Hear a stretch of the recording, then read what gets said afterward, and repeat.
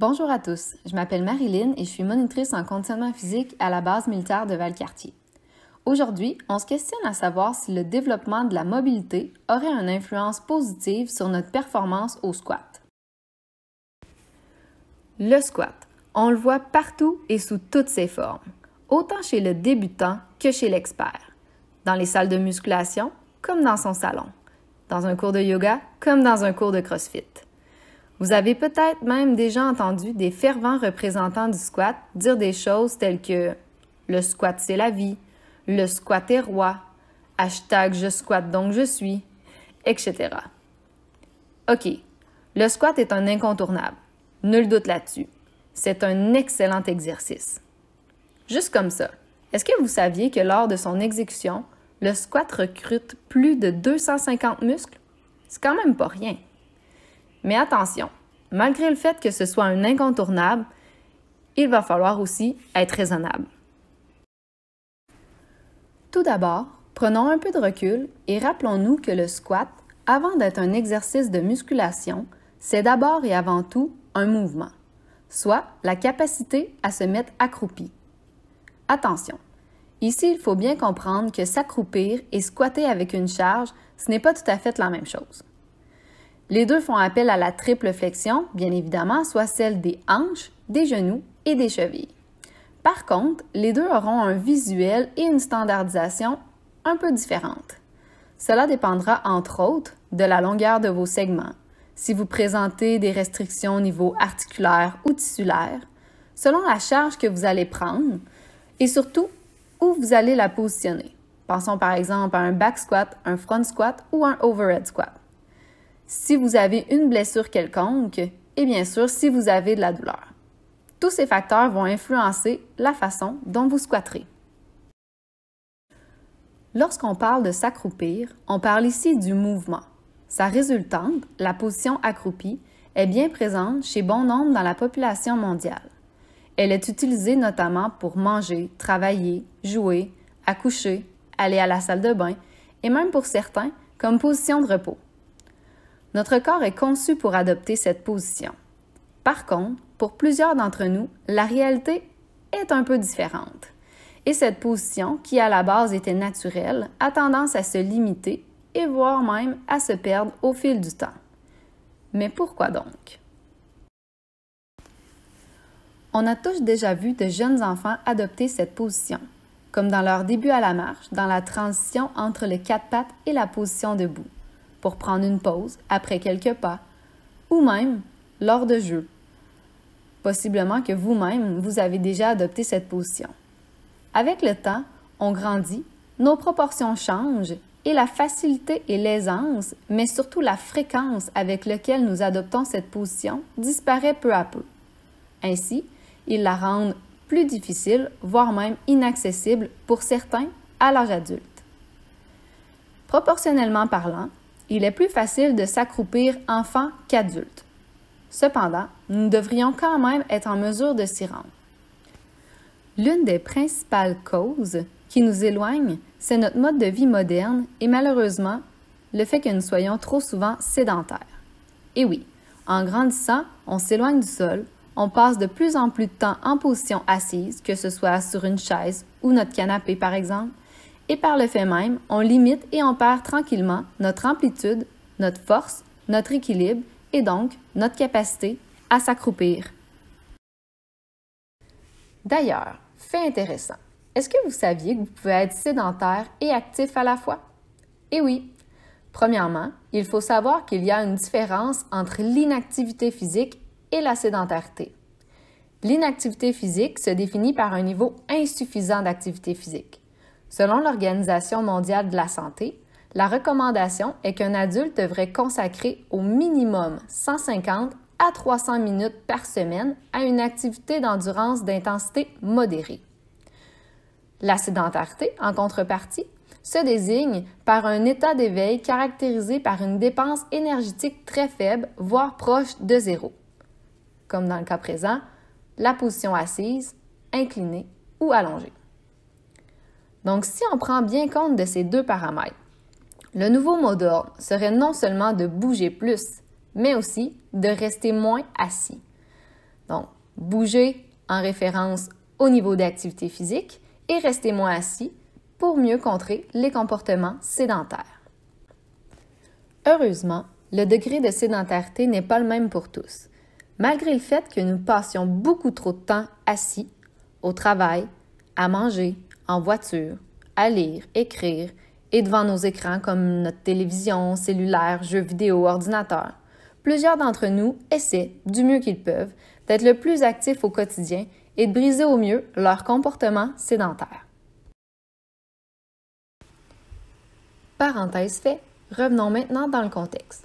Je vous disais bougez plus et restez moins assis. Mais vous le savez, de nos jours, le problème, c'est souvent tout ou rien.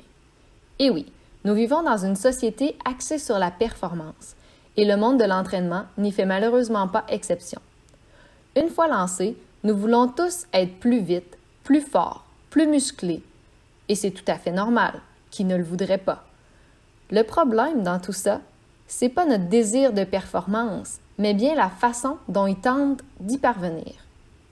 L'entraînement et la performance sont complexes et demandent des efforts et du temps. Pour atteindre ces objectifs, quels qu'ils soient, il y a des règles à respecter, et l'une d'entre elles, primordiale et très souvent bâclée, c'est la progression. Et oui, vous avez déjà entendu la phrase « Avant de courir, il faut savoir marcher ». Eh bien, à l'entraînement, on n'y échappe pas.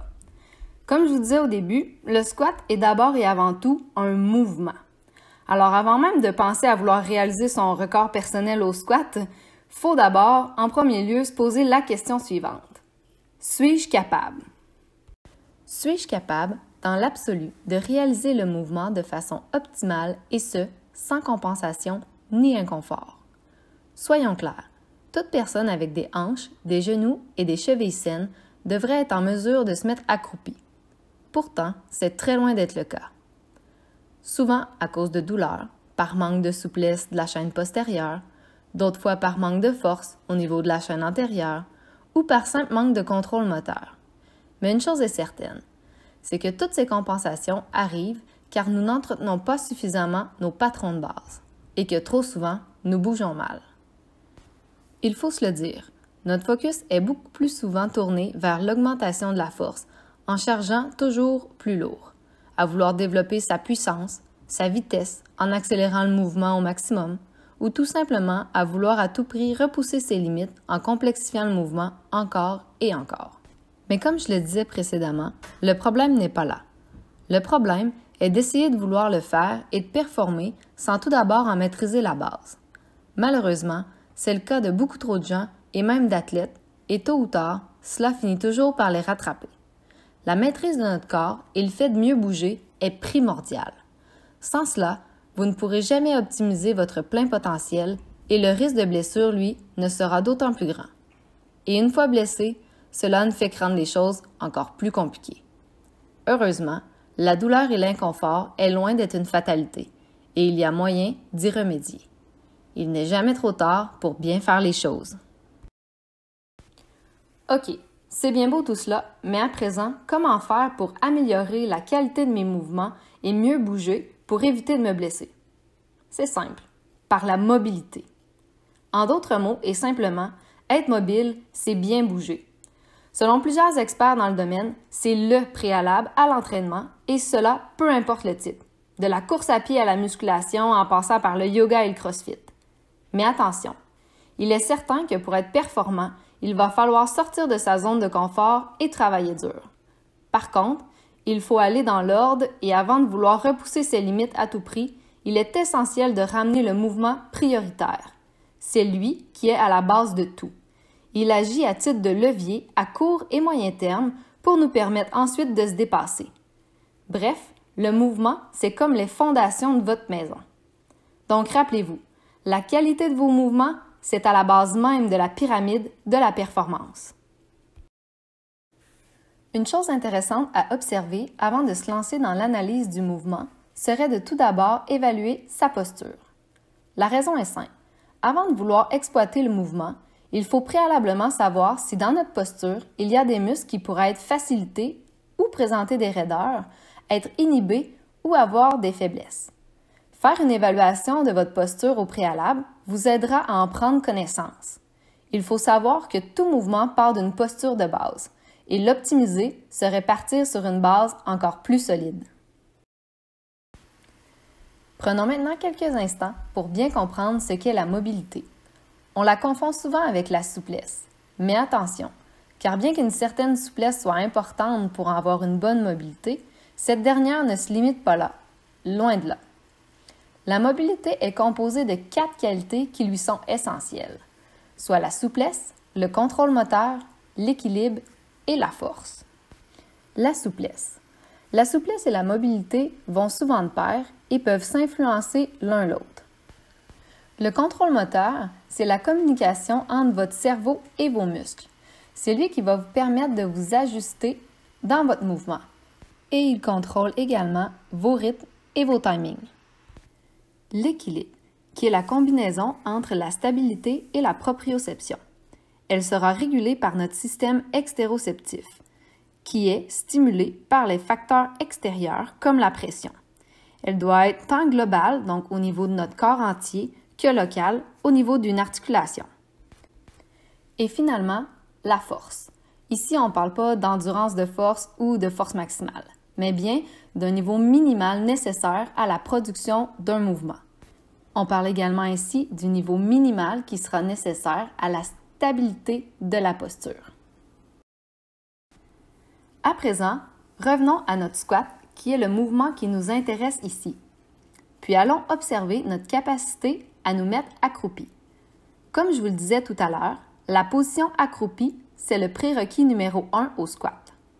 Et oui, si vous êtes en mesure de vous accroupir adéquatement et confortablement, cela indique que vous possédez les qualités requises pour effectuer une triple flexion, soit une flexion au niveau des hanches, des genoux et des chevilles. Et ce, avec une répartition qui va être optimale au niveau de ces 3 articulations. Cela veut dire que chacune d'entre elles fait son travail. Si au contraire, vous n'êtes pas en mesure de vous accroupir à cause d'une limitation quelconque, de douleur, ou que pour y parvenir, vous utilisez certaines stratégies, c'est que votre corps compense d'une façon ou d'une autre. Dans ce cas-là, il va charger mécaniquement une articulation plus qu'une autre, ce qui créera une surcharge sur cette dernière. Et à la longue, si vous ne corrigez pas la situation, cela créera en premier lieu de la douleur et augmentera considérablement votre risque de blessure. Maintenant, allons voir comment évaluer votre mobilité dans la triple flexion. Une petite note. Ici, je vous parle des points techniques pour évaluer le mouvement et non pas des critères d'exécution d'un squat. Ce n'est pas tout à fait la même chose. Parenthèse, contrairement à une évaluation de la performance comme un VO2 max ou un test de 1RM, ici, on ne cherche pas une performance, mais bien d'y voir la vérité. Donc, soyez et bougez le plus naturellement possible, comme vous en avez l'habitude. Première chose, le test doit s'effectuer obligatoirement à froid. Aucun échauffement n'est requis, au risque de dissimuler ce que l'on aimerait voir. Deuxième chose, le test se réalisera pieds nus, car la chaussure et même le bas pourraient interférer lorsque vous faites le mouvement. Le fait d'être pieds nus va nous permettre d'observer les différents mouvements et ou compensations, comme les fuites de force, au niveau de vos pieds et de vos chevilles. Troisième chose, on veut placer les pieds parallèles. On peut tolérer un maximum de 5 à 7 degrés d'ouverture, mais les pieds doivent absolument être symétriques. On va placer les pieds aussi largeur des hanches jusqu'à peu près largeur des épaules. Cette différence va varier selon la configuration de votre hanche au niveau de l'articulation coxo-fémorale. Donc, comment votre fémur s'emboîte dans votre bassin. Une fois que vous êtes placé, il vous reste seulement à descendre le plus bas possible. Et pour l'évaluateur, c'est à ce moment que le travail commence. Selon ce qui aura été observé, nous pourrons suspecter certaines compensations qui nous guideront vers l'articulation qui manque de mobilité. Voyons maintenant quelques facteurs qui peuvent nuire à l'atteinte d'une triple flexion optimale.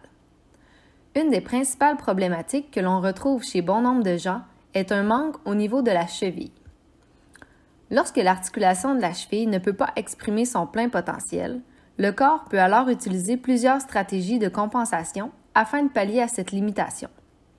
On peut alors observer une perte d'équilibre vers l'arrière, des talons qui décollent du sol, des pieds qui vont ouvrir vers l'extérieur, des genoux avec une trajectoire inconstante, ça peut être sur un seul des genoux ou les deux, et un tronc qui s'incline davantage vers l'avant. Cependant, il faut savoir que certaines de ces compensations peuvent aussi appartenir à une autre problématique. Seule une évaluation complète nous permettra d'identifier précisément le facteur limitant.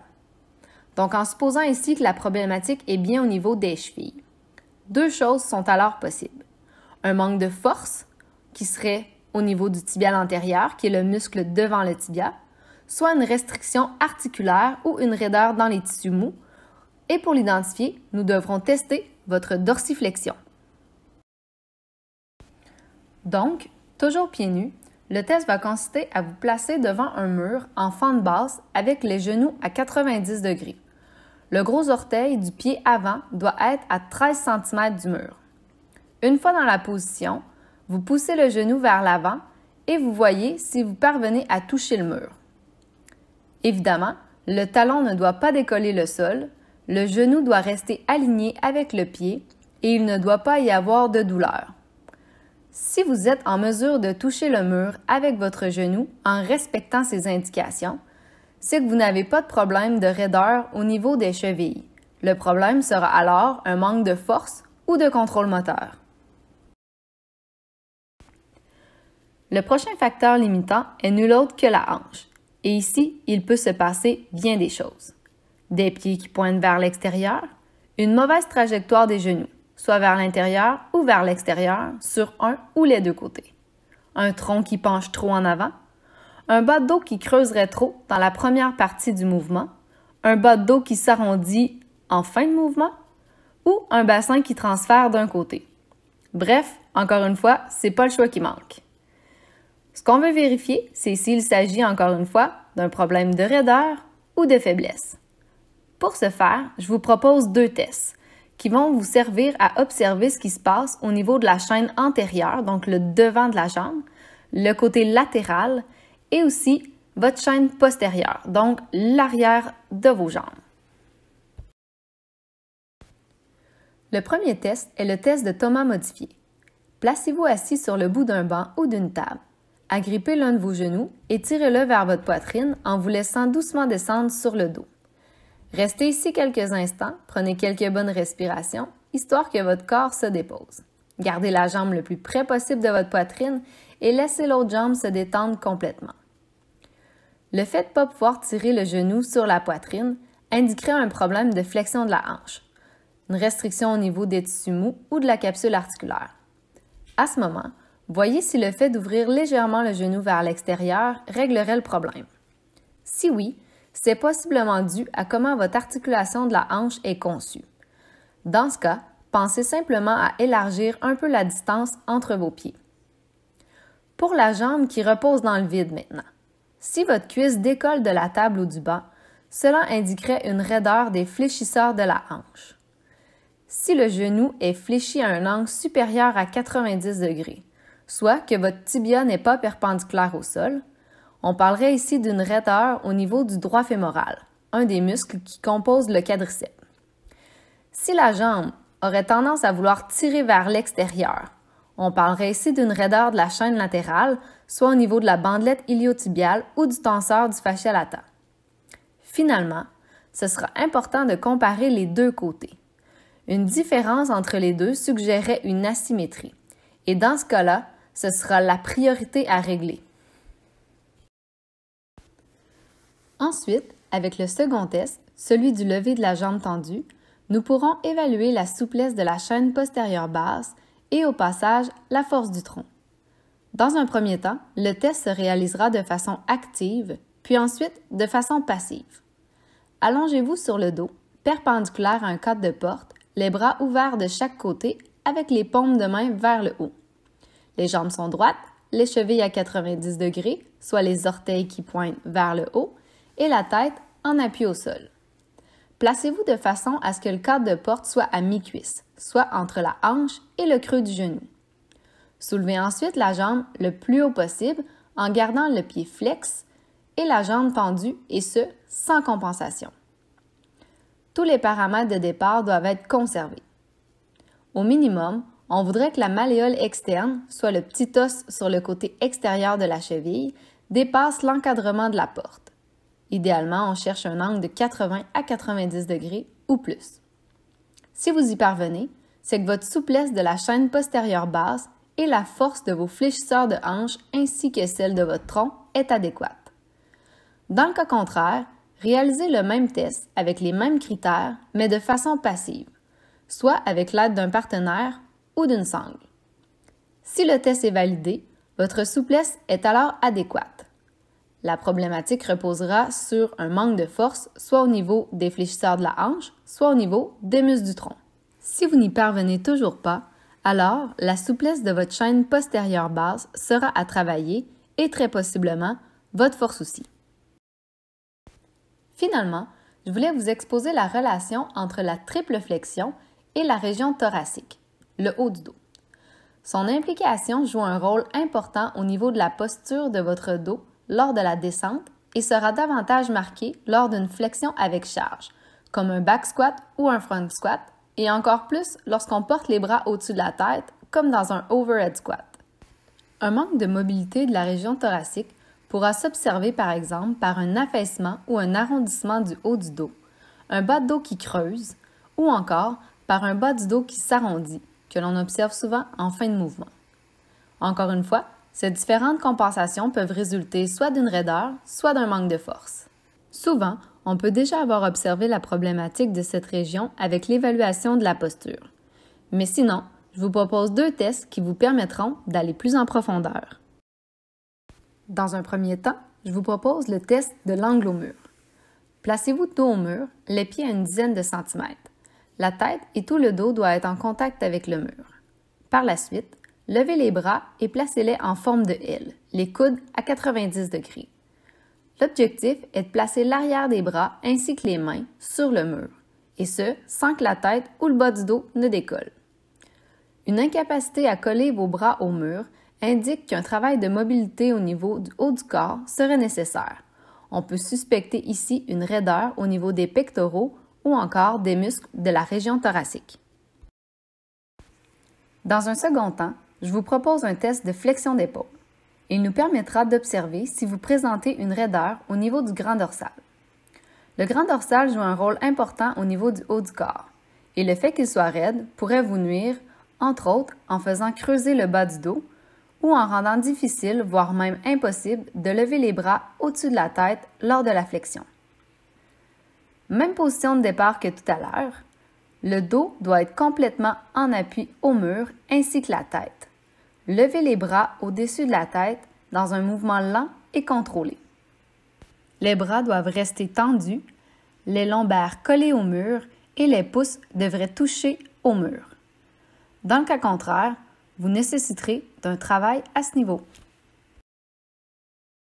Nous venons de voir ensemble les 3 principales régions qui nécessitent une bonne mobilité afin d'optimiser la triple flexion et par le fait même votre squat, mais aussi pour une bonne fonctionnalité en général.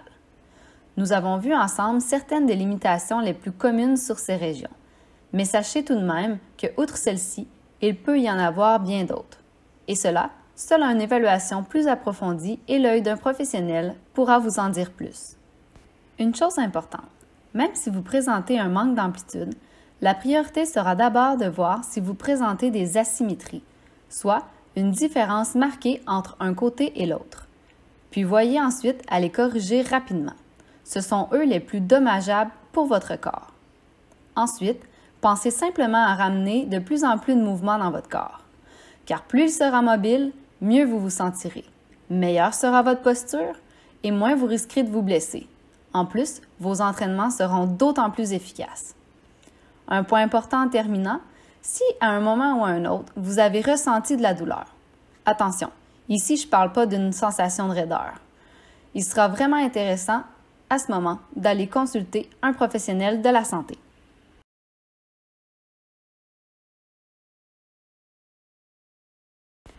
J'espère que cette vidéo vous a plu.